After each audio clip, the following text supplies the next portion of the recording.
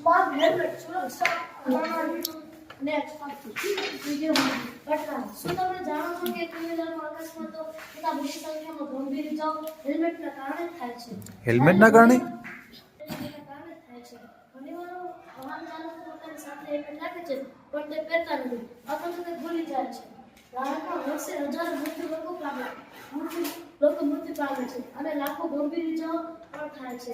Helmet વગર મોટું જોખમ છે. અમારો ઇગ્નિશન અને ઇન્ટરનેટ હેલ્મેટ એક તો સવારી નહીં. અમે એવું સ્માર્ટ હેલ્મેટ બનાવ્યું છે જે વાયરલેસ રીતે સ્કૂટર સાથે વાતચીત કરે છે. ઓટોમેટિક ડિટેક્શન સ્કૂટર જાણી શકે છે કે તમે હેલ્મેટ પહેર્યું છે કે નહીં.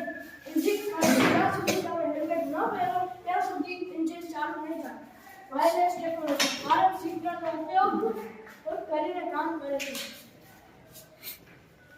હેલ્મેટના યુનિટના ઘટક લિમિટ સ્વિચ એ હેલ્મેટના અંદરમાં પેડિંગમાં મૂકવામાં આવેલ છે. જ્યારે હેલ્મેટ પહેરવામાં આવે છે ત્યારે દબાય છે. RF ટ્રાન્સમીટર સ્વિચ ચાલુ થતાં જ તે બાઇકને વાયરલેસ રેડિયો સિગ્નલ મોકલે છે. 9 વોલ્ટની બેટરી હેલ્મેટની અંદર રહેલા ટ્રાન્સમીટરને સર્કિટ પાવર આપે છે.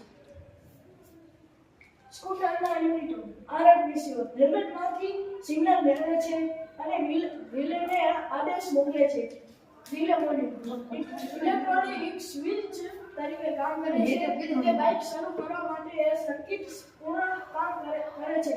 ઇગ્નિશન સર્કિટ બાઇકની સેલ્ફ સ્ટાર્ટ સિસ્ટમ છે એ આપણા રિલે મોડ્યુલ દ્વારા નિયંત્રણ થાય છે. બરાબર છે. આ સિસ્ટમ ટ્રાન્સમીટર રિસીવર લોજિક પર કામ કરે છે. પરિસ્થિતિ હેલ્મેટ ઉતારીને ત્યારે શું થાય? સ્વિચ ખુલી જાય છે અને કોઈ પણ સિગ્નલ જશે નહીં. ત્યારબાદ તે રિલે બંધ થાય છે અને બાઇક ચાલુ થશે નહીં. જ્યારે સ્થિતિ 2 માં હેલ્મેટ પહેર્યું છે ત્યારે શું થશે? સ્વિચ બંધ થશે ત્યારે તેને સિગ્નલ મોકલાશે અને રિલે ચાલુ થશે. ત્યારબાદ તે બાઇક સ્ટાર્ટ થશે. પ્રગતિ સુરક્ષા સ્માર્ટ હેલ્મેટ ઉપાય હેલ્મેટ પહેરો સ્વિચ ચાલુ કરો. RF સિગ્નલ હેલ્મેટમાંથી સિગ્નલ મોકલાય છે. રિસીવર બાઇક પરનું રિસીવર સિગ્નલ મેળવે છે. રિલે ઇગ્નિશન રિલે સક્રિય થાય છે.